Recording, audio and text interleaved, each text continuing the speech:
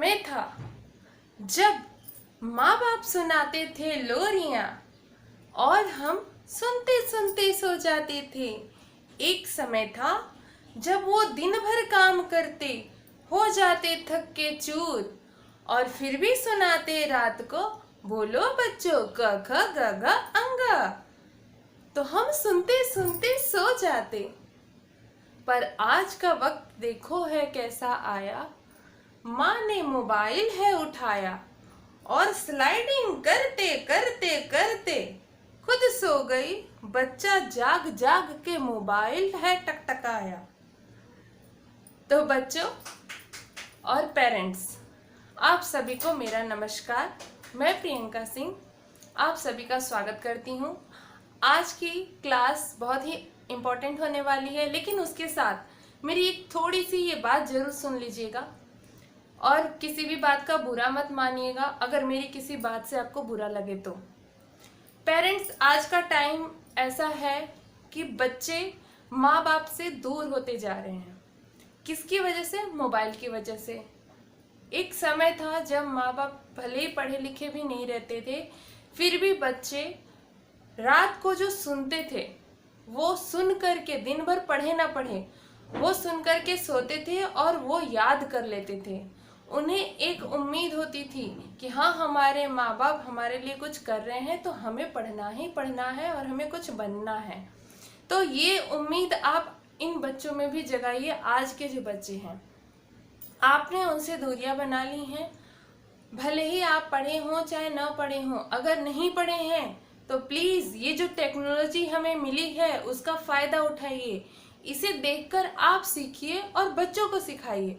बच्चे जो सीख रहे हैं उनसे भी आप सीखिए। जो वो स्कूल में सीख रहे हैं आप उनसे रोज हालचाल लीजिए। आपने क्या पढ़ा मुझे भी पढ़ाओ, आपने क्या सीखा मुझे भी सिखाओ। फिर वो बच्चे आपको सिखाने के लिए वो चीज़ सोच के आएंगे कि हमें आज माँ को बताना है या पिता को बताना है।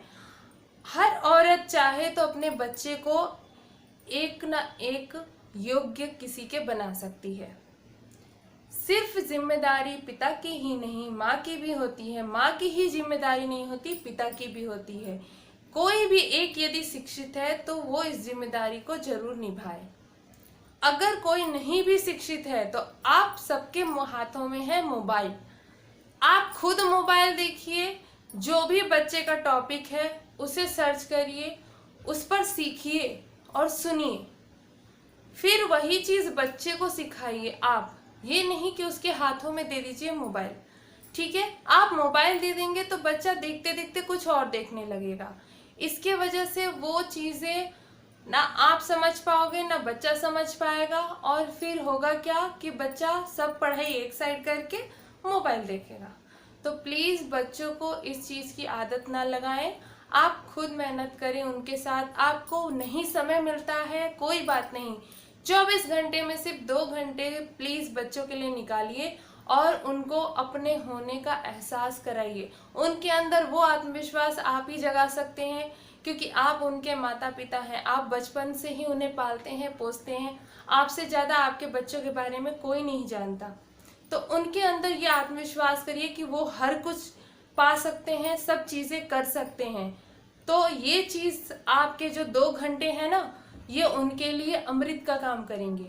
आप जो उनको 2 घंटे साथ बैठोगे और उनसे पूछोगे आपने क्या पढ़ा बच्चा, आपने क्या किया, प्यार से नहीं तो कैसे। ज़रूरत पड़े तो ज़रूर आप सख्त होइए, ज़रूरत पड़े तो आपका सख्त होना ज़रूरी है, क्योंकि आने वाले समय में कॉम्पिटिशन्स बढ़ रहे हैं और आप समय के साथ खुद को भी अपडेट नहीं करेंगे तो बच्चे कैसे आगे बढ़ेंगे। बच्चे आने वाले समय का भविष्य हैं। तो उस भविष्य को बेहतर बनाने के लिए आप हमारी मदद करिए, हम आपकी मदद करेंगे, तभी तो बच्चे मिलकर के आगे बढ़ेंगे। ठीक है पेरेंट्स, तो मैं आपका समय गंवाते ना हुए आगे के टॉपिक्स शुरू करती हूँ और उम्मीद करती हूँ कि आपको मेरी बात ये समझ में आई होगी और बुरी भी नहीं लगी होगी। अगर बुरी लगी हो तो उसके लिए माफ़ी चाहूँगी। प्लीज़ अपने बच्चों की मदद करिए और उनके साथ समय बिताइए। धन्यवाद। आगे का आज टॉपिक बहुत ही इम्पोर्टेंट है। वीडियो को लास्ट तक जरूर देखिएगा। चैनल पे पहली बार आए हैं तो सब्सक्राइब जरूर कर लीजिएगा।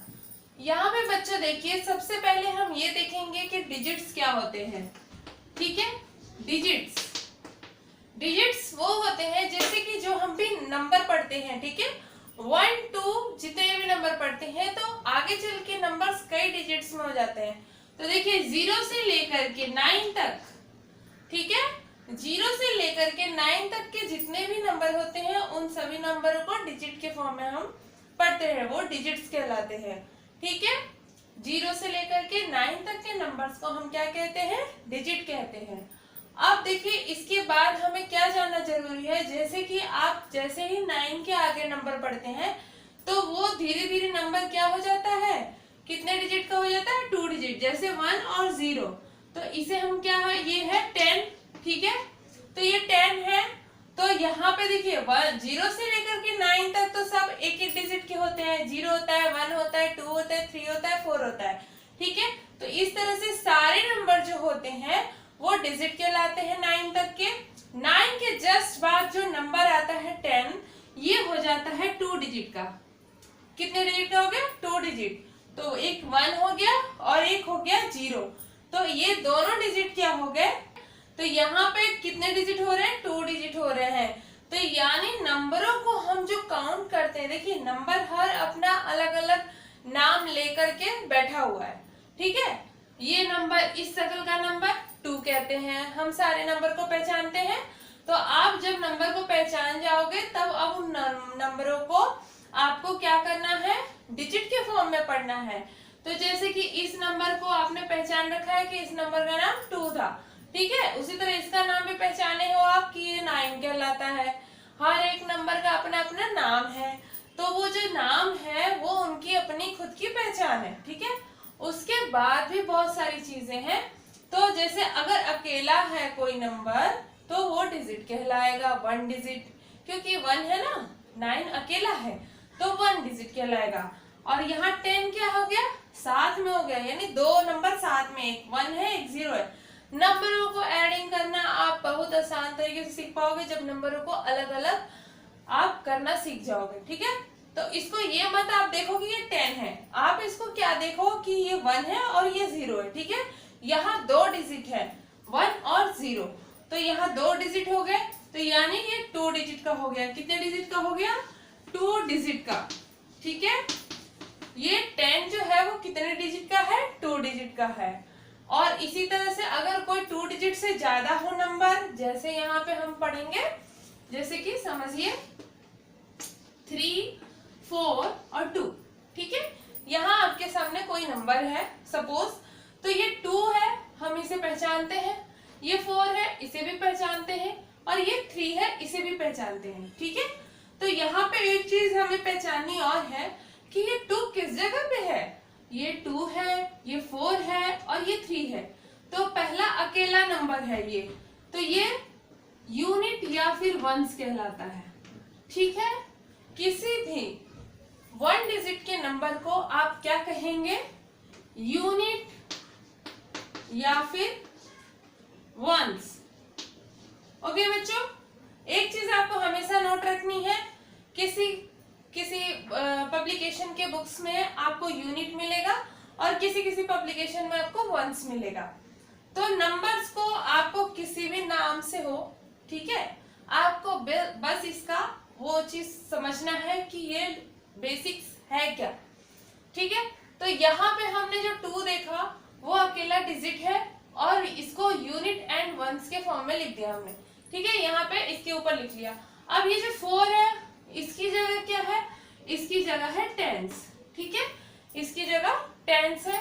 और ये जो 3 है ये किस नंबर पे है, तीसरे नंबर पे, तो यहाँ पे इसका जगह 100 हो गया। अब देखिए इसको डिजिट के फॉर्म में कैसे आपको काउंट करना है, ये 1 हो गया, ये 2 हो गया, ये 3 हो गया। ठीक है, जैसा कि आप यहाँ देख रहे हैं कि यहाँ कितने नंबर है, 1 2 3, 3 नंबर है। तो 3 नंबर है तो आपको सिंपली ये समझना है कि 3 नंबर है, 3 जो भी नंबर है उनका नाम अलग अलग है। इसका नाम 4 है, इसका नाम 3 है, इसका नाम 2 है। तो यहाँ कुछ देर के लिए आप नाम भूल जाओ, यहाँ पहले देख लो कि कितने डिजिट है। डिजिट यानी अंक, हिंदी में उसको बोलते हैं अंक। तो 2 4 3। अब इसको डिजिट के अंकों में काउंट करोगे तो ये हो जाएगा 1 अंक, 2 अंक, 3 अंक। 3 अंक हो गए, 1 2 3। ठीक है, जैसे हम कॉइन्स काउंट करते हैं ना, तो कॉइन्स अगर हमारे पास 3 कॉइन्स 1 1 के होते हैं तो 1 2 3 ऐसे काउंट करते हैं, उसी तरह से हमें ये नंबर भी काउंट करने होंगे। तो यहाँ पे हमने ये 3 डिजिट के लिए हमने 3 डिजिट का नंबर ले लिया। अब डिजिट तो आपको मुझे लगता है कि समझ में आ गया होगा। डिजिट फिर से एक बार दोहरा देती हूँ, 0 से 9 तक के सभी नंबर डिजिट कहलाते हैं, और जैसे ही नंबर बढ़ते हैं तो उनकी संख्या भी उसी तरह से हम बढ़ा करके उनको अलग अलग जगह पे नाम दे देते हैं। जैसे कि 1 डिजिट से जब भी नंबर बढ़े, जैसे यहाँ 3 डिजिट वाले हो गए तो हमने 2 डिजिट वाले नंबर को टेंस कह दिया और 3 डिजिट वाले नंबर को 100 का जगह दे दिया। तो इसी तरह से नंबर्स इसी श्रृंखला में, ये एक इंटरनेशनल सिस्टम है जिस सिस्टम के हिसाब से हम नंबरों को अरेंज करते हैं। ठीक है, तो यहाँ पे अब इसकी प्लेस वैल्यू बतानी है। जैसा कि आपको नाम से ही क्लियर है, प्लेस, प्लेस मतलब जगह, वैल्यू मतलब वैल्यू। ठीक है, तो इस दिए गए अंक की आपको प्लेस बतानी है। तो देखिए 2 है किसके जगह पे, यूनिट या वंस की जगह पे है। तो जब भी किसी यूनिट की प्लेस वैल्यू बतानी होती है तो वो तो बदलती नहीं है, वो तो 2 की 2 ही रहेगी। मतलब जो भी नंबर हो 2 की जगह पे, 1 हो, 9 हो, 6 हो, 4 हो, कोई भी नंबर रहेगा तो वो कभी बदलेगा नहीं। ठीक है, अब आते हैं दूसरे नंबर पे। ठीक है, दूसरा नंबर किसकी जगह पे है, टेंस की जगह पे है। तो टेंस की जगह पे है तो यहाँ पे देखिए आप कि ये 4 है और 4 के आगे कितने अंक है, 1 अंक है, यानी इसके सामने एक ही डिजिट है ना, तो जितने डिजिट होंगे उतना 0 लगा दो। तो 4 है और 4 के आगे 1 डिजिट है तो आपने 1 0 लगा दिया, यानी ये 40 हो गया। ठीक है, 4 टेंस को हम क्या लिख सकते हैं, 40 लिख सकते हैं। और यहाँ 3 का हो गया अब। ठीक है, तो यहाँ 3 का क्या हो जाएगा, अब 3 कौन सा डिजिट है, 100 की जगह पे है ना, 3 जो है वो किस जगह पे है, 100 की जगह पे है। तो तीसरे डिजिट वाला नंबर 100 की जगह पे है, तो ये 3 हो गया। और इसके आगे कितने डिजिट है, 1 2 डिजिट है तो 2 0 लगा देंगे। ठीक है, तो ये हो गई इसकी प्लेस वैल्यू। 3 जो है वो 100 की जगह पे था तो हमने 300 लिख दिया। 4 जो है वो टेंस की जगह पे है तो 40 लिख दिया। 2 जो है वो यूनिट या वंस की जगह पे है तो 2 लिख दिया हमने। तो इस तरह से हमने इसकी प्लेस वैल्यू बता दी। ठीक है, यहाँ पे आपको एक चीज समझनी है कि कभी भी किसी नंबर का प्लेस वैल्यू जब भी पूछता है तो आपको ये चीज ध्यान देनी है कि वो कितने अंकों का पहले तो नंबर है, उस नंबर का आप नामकरण कर लो कि ये यूनिट की जगह वाला है, ये टेंस की जगह वाला है, ये 100। आप सोच रहे होंगे कि ये ऐसे ही क्यों है। बच्चों, ये इसी तरह से सिस्टम्स बनाए गए हैं कि नंबरों को जो श्रृंखला में रखा जाता है वो इसी तरह से डिजिट वाइज रखा जाता है। अगर 1 अंक का है तो यूनिट में रखा जाएगा, 2 अंक का है तो टेंस में, 3 अंक का है तो 100 में, ऐसे ही आगे बढ़ता जाता है। 4 अंक का है तो 1000, फिर उसके आगे और भी। ठीक है, तो यहाँ पे आपको एक चीज, ये चीज क्लियर हो जानी चाहिए कि जितने भी अंक का हम प्लेस वैल्यू लिखेंगे अगर उसके आगे उतने डिजिट होते हैं तो आपको उतने जीरो उसमें लगाने हैं। ठीक है, तो यहाँ ये हो जाएगा 3 का जो प्लेस वैल्यू हो जाएगा वो 300 हो जाएगा, 4 का प्लेस वैल्यू 40 हो जाएगा और 2 का प्लेस वैल्यू 2 हो जाएगा। ठीक है, इसी नंबर्स को हम एक्सपेंड फॉर्म में लिखते हैं। तो अगर इसी को एक्सपेंड फॉर्म में लिखना हो तो आप क्या लिख दोगे, 300 प्लस 40 प्लस 2। ठीक है, ये हो गया एक्सपेंड फॉर्म। ठीक है, ये हो गया एक्सपेंडेड फॉर्म। ठीक है, इसको एक्सपेंड फॉर्म में लिखते हैं इस तरह से। ठीक है बच्चों, इसी नंबर को एक्सपेंड फॉर्म में ऐसे लिखेंगे। तो प्लेस वैल्यू जो था वो इसी तरह का था, आपको यहाँ पे समझ जाना है, डिजिट्स को समझना है और प्लेस वैल्यू को समझना है। एक और एग्जांपल मैं आपके लिए लूंगी जिससे आपको और भी क्लियर हो जाए। ठीक है, जैसा कि आप यहाँ देख रहे हैं कि यहाँ हमने 2 नंबर लिए हैं। ठीक है बच्चों, तो यहाँ 2 नंबर लिए हमने, तो यहाँ पे 4 है, 2 0 है और 9 है, ठीक है। तो 9 का जो होगा यूनिट के प्लेस पे है ये, और इसका जो प्लेस वैल्यू हो जाएगा वो तो बदलेगा नहीं, वो 9 का 9 हो जाएगा। 0 है बीच में, तो 0 किस जगह पे है, टेंस की जगह पे है, और इसका जो प्लेस वैल्यू होगा वो क्या हो जाएगा, 00, ठीक है। इसका प्लेस वैल्यू 00 हो जाएगा। और 4 जो है वो 100 की जगह पे है, तो इसका प्लेस वैल्यू 400 हो जाएगा। इसी तरह से इसको हम करेंगे, 8 की वैल्यू बदलेगी नहीं क्योंकि ये यूनिट की जगह पे है, ये 8 का 8 हो जाएगा, 8 यूनिट। 6 जो है वो टेंस की जगह पे है, तो इसका वैल्यू हो जाएगा 60 क्योंकि इसके आगे है 1 डिजिट। और 3 जो है वो 100 के प्लेस पे है, तो इसका वैल्यू हो जाएगा 300, ठीक है, क्योंकि 3 के आगे कितने डिजिट है, 1 और 2 डिजिट है ना, तो 2 0 लग गया।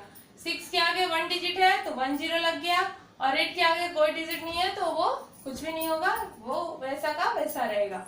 तो इस तरह से आपको प्लेस वैल्यू को सॉल्व करना है। आप इसको अच्छे से समझ लीजिए, जहां भी कहीं डाउट है तो आप दोबारा वीडियो को देखिए, आपको क्लियर हो जाएगा।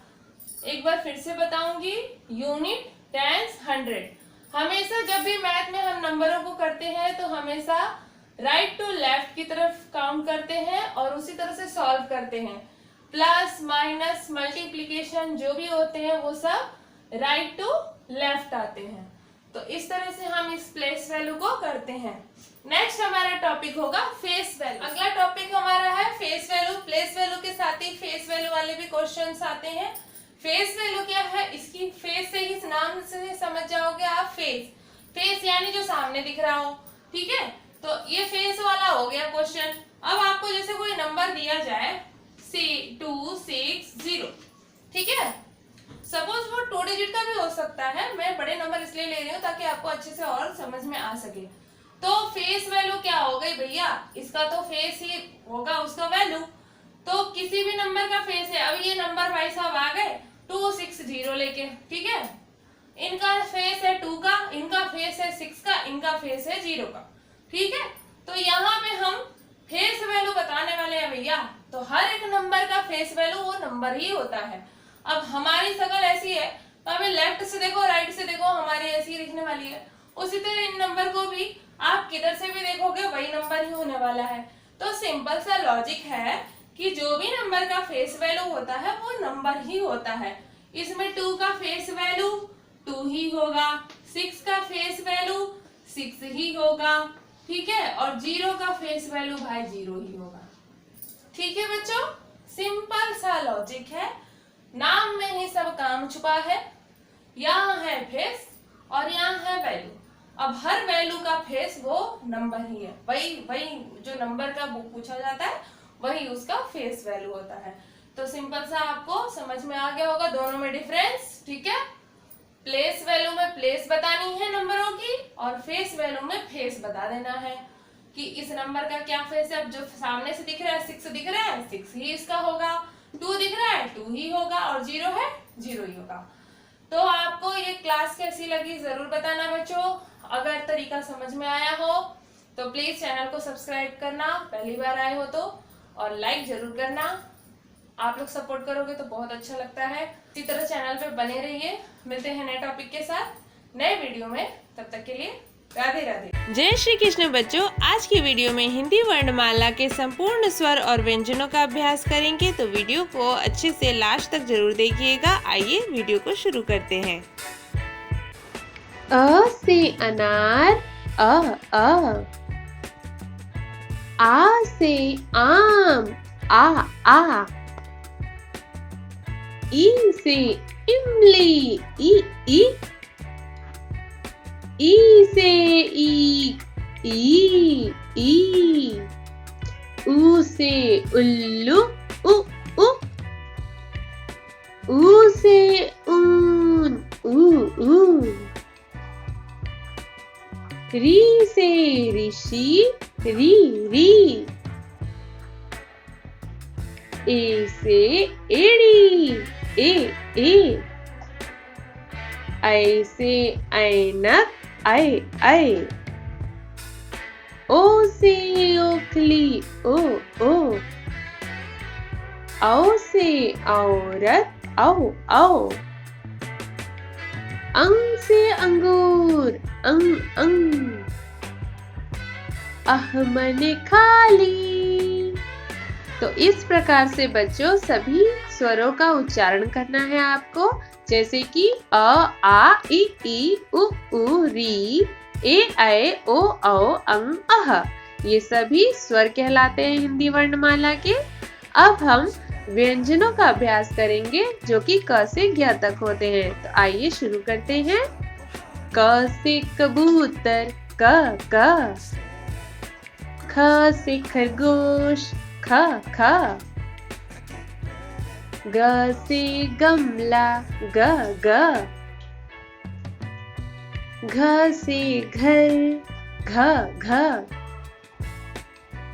अंग मने खाली, क्योंकि अंग से कोई वर्ण नहीं होता। च से चरखा च च। छ से छतरी छ छ। ज से जहाज ज ज। झ से झंडा झ झ। इया मने खाली, इया से भी कोई वर्ण नहीं होता। ट से टमाटर ट ट। ठ से ठठेरा ठ ठ। ड से डमरू ड ड। ढ से ढक्कन ढ ढ। ड़ से बाण ड ड। त से तरबूज त त। थ से थर्मस थ थ।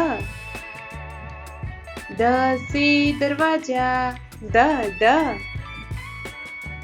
ध से धनुष ध ध। न से नल न न। प से पतंग प प। फ से फल फ फ। ब से बकरी ब ब। भ से भालू भ भ। म से मछली म म। य से यज्ञ य य। र से राम र र। ल से लड्डू ल ल। व से वन व व। श से शलजम श श। श से षटकोण श श। स से सड़क स स। ह से हिरण ह ह। छ से क्षत्रिय छ छ। त्र से त्रिशूल त्र त्र। ज्ञ से ज्ञानी ज्ञ ज्ञ। तो ये हुआ हमारा क से ज्ञ तक के सभी व्यंजनों का अभ्यास। आपको इसी प्रकार से सारे अभ्यास करने हैं बच्चों।